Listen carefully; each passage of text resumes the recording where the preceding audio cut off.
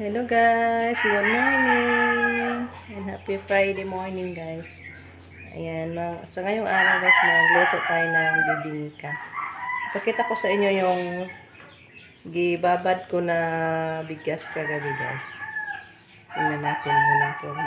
Ayan, nagbabad ako ng 1 kilo na bigas guys. Para sa ngayon is ipagiling natin to doon sa bahay ng kapatid ko guys. Ano na ito? So, ang gagawin natin sa ngayon is i-drain natin to is then hugasan natin balik para lalong maputi yung ating bigas guys. Kaya pag parang maliwanag na, punta na tayo sa bahay ng kapatid ko guys. Magpagiling tayo nito. So, hugasan muna natin to guys, balik. Para maging maputi na yung ating bigas.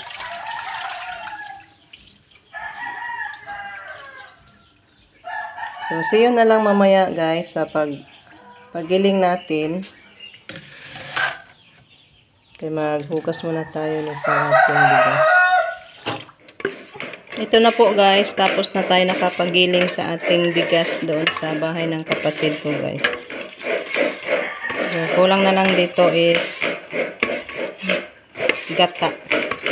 Yan, gatagod pa si Jericho guys. Si Rico hindi pa din nakauwi. Pinabili ko ng yes at saka baking. Yan yung niyog natin na isa. Yan guys, gagawa tayo ng dahon para ilagay natin sa ating molder guys. Nanghirap ako ni Lolita muna. Kasi first time pa natin to guys. Practice pa man to. Saka na tayo bibili guys pag matama na ang natin ngayon. Pag makorek to, so bili ako ng ganito guys. Para may sarili tayong gamit. Pag gusto tayo magluto, may na tayo. Gamit.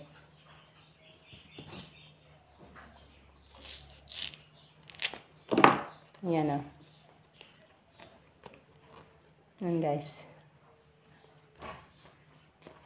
So, ilagay natin ito mamaya. Pag magluto na tayo, ilagay sa ating molder. Malaki pala yung dahon. Oh. Maliit lang yung molder natin guys. Tingnan ko muna kung ano ang kinalabasan nito guys. Kung malaki ba siya or tama lang. Or maliit. Kaya kung maliit siya guys, medyo malaki-laki ng konti ang bibili natin ito. Hindi natin tularan to kalaki pag medyo maliit lang siya guys ba. Para hindi naman din masyadong maliit yung product natin. Magnegosyo na lang tayo guys. Kung mauna ko.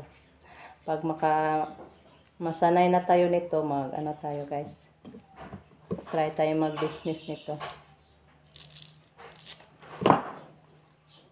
Ayan. So, maganda na siya guys, no?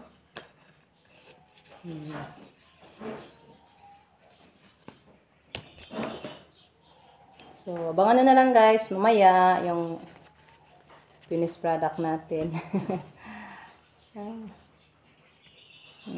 Lalaki natin guys, si Jericho tumulong, sumama ni Camilo doon saan yan sila, mangisda daw sila guys. Mabutit, siya, ng niyog, kinayuda niya ako daan ng niyog guys. Hoping na makakahuli sila ng maraming isda guys para ulam tayo palagi. Nice talaga yung gawa ko guys. Ito, lang tayo nito. Masanay din tayo guys pag ganito na ang gagawin natin palagi. Gawa tayo pag may okasyon ba. No, pwede din pag araw-araw natin to gawin. Kaso ang problema lang guys is niyog. Mabutit nakadala ako ng niyog doon sa kapatid ko guys. Nang nagpagiling kami sa ating bigas. Nanghingi ako ng 2 kasi may sila. May patay na niyog. Nakahingi ako ng 2. Yan. Nagamit tuloy natin. Kinayod agad ni Jericho pag uwi.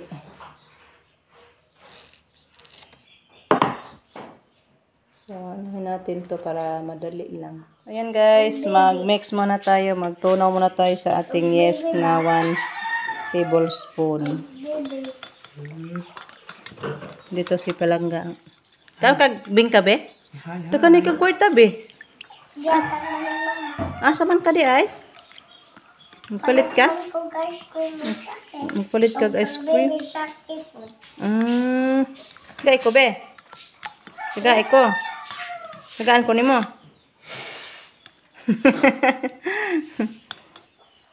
May na ba siya dong? Di ba matulaw dong? Tanawin muna natin guys. Nagtibugol. Bakit to Ilang abok ice cream ng palit doon? Then lagyan pa din natin ng 1 cup of guys, baking powder. Ay, 1 cup, 1 tablespoon. Sorry. Di mo apilas sa pariko. Ngayon, may vanilla rin ako guys. Pahugan din natin para maging mabango yung ano natin.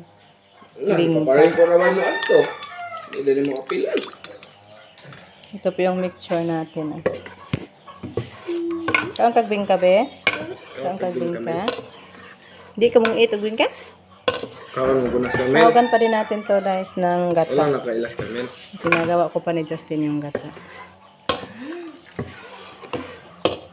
So, i-mix natin tong natin. Yes, patubo. Yan guys, isahog natin yung ating gata guys. Yan. Next natin. Ginawa natin guys. Yung ating 1/4 na white sugar. Doon na sila Camel. Bili daw siya ice cream. Doon sila Babet.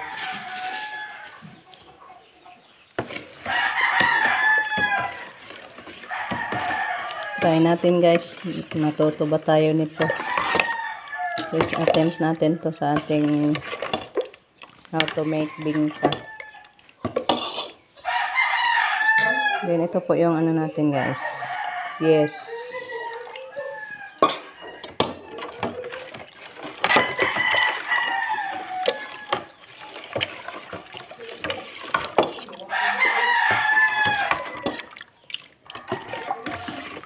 Then, sahugan din natin siya ng guys, baking 1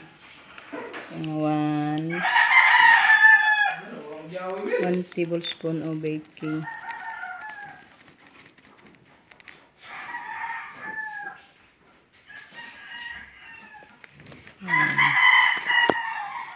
Sahog natin itong baking.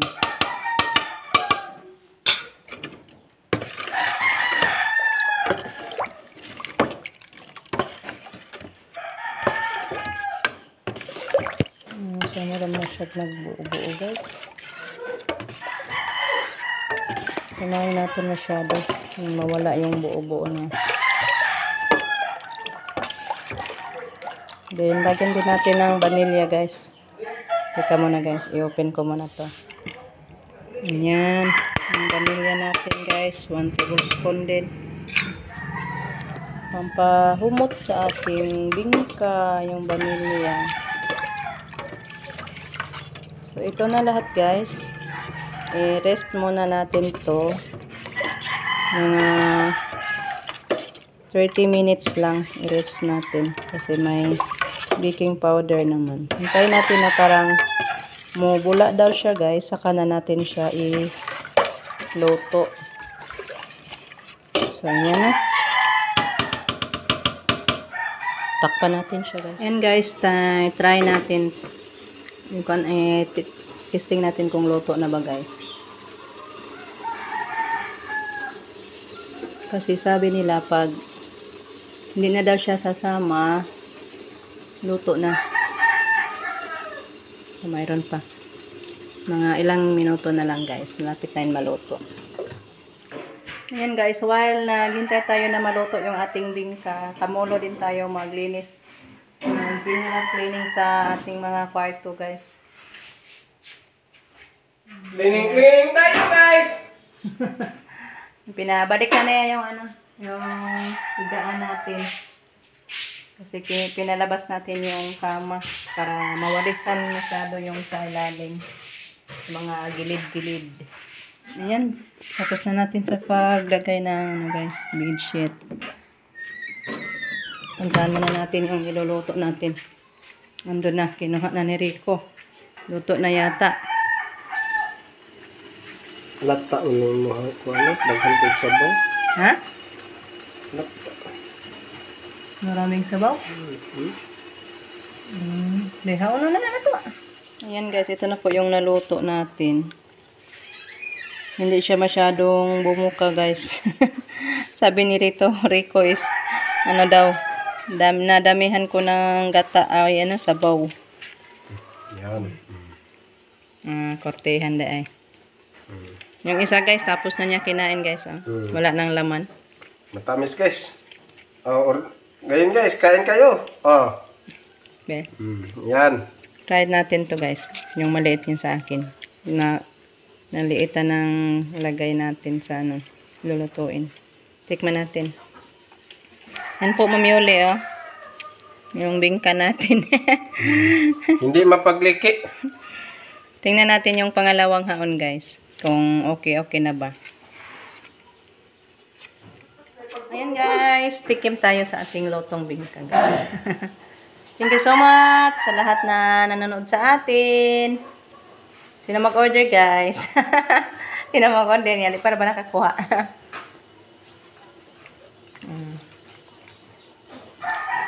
First time pa man ni guys, no?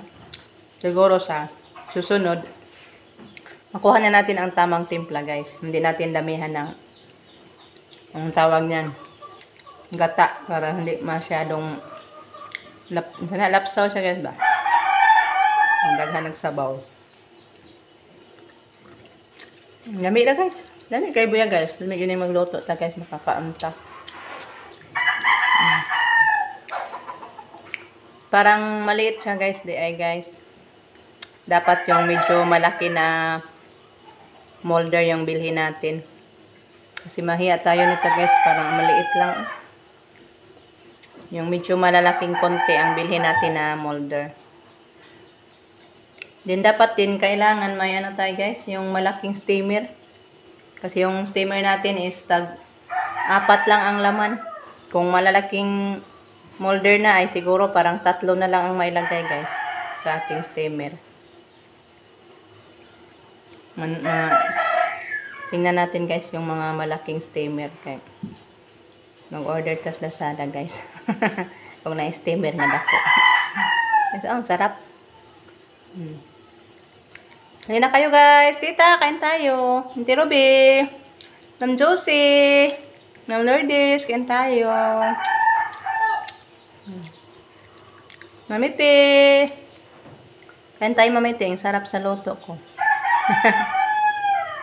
Kung maluto na to guys, pamigay tayo sa mga kapitbahay natin. Ipa-pre-taste muna natin yung ating luto sa ngayon. Para sa next luto natin, ibenta na.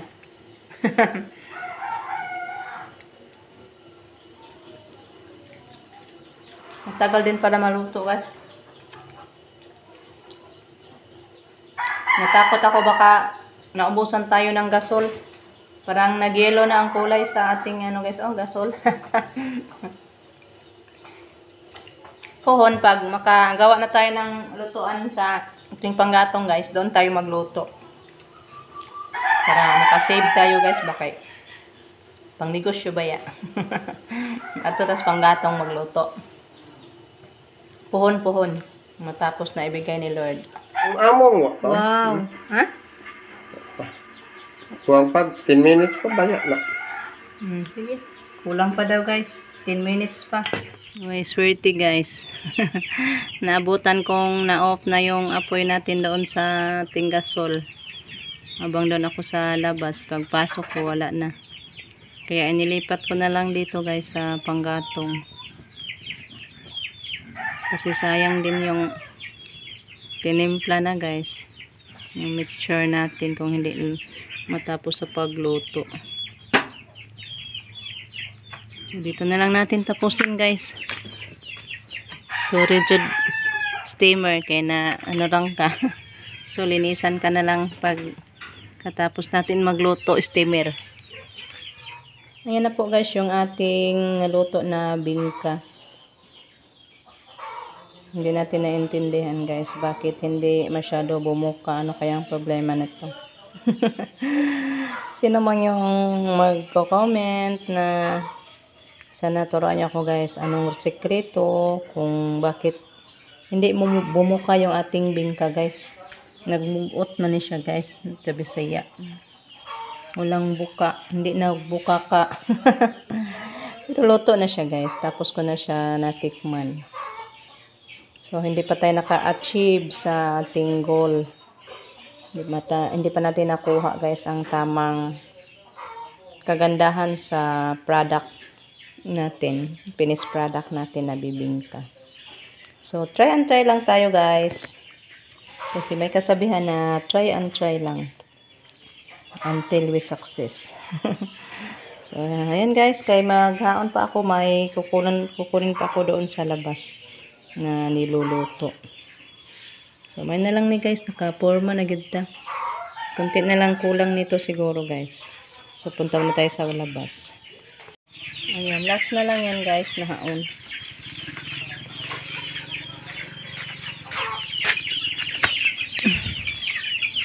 Natanggal na yung hawakan guys. Oh, nasunog na.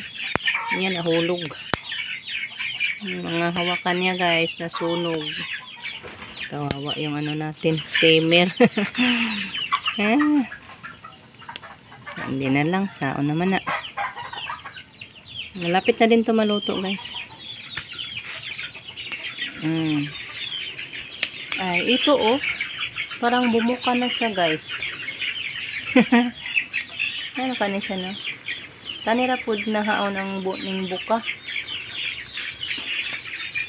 So yun guys, hanggang dito na lang muna. Tatapusin na lang muna natin yung ating video guys. Kasi maghaon pa naman ako sa last na haon natin. So thank you Lord at nakapagluto tayo guys. Kahit hindi natin na-achieve ang tamang forma, tamang kagandahan sa ating finished product na bibingka. So until next na lang guys na pagluluto natin, pagka-try. Subukin tayo guys until makuha natin yung tama na forma sa ating finished product na bingka. So, thank you for watching guys. At sa walang sawang pagsuporta. Thank you so much po sa inyong lahat guys. See you on our next vlog guys. Bye-bye. Take care always guys.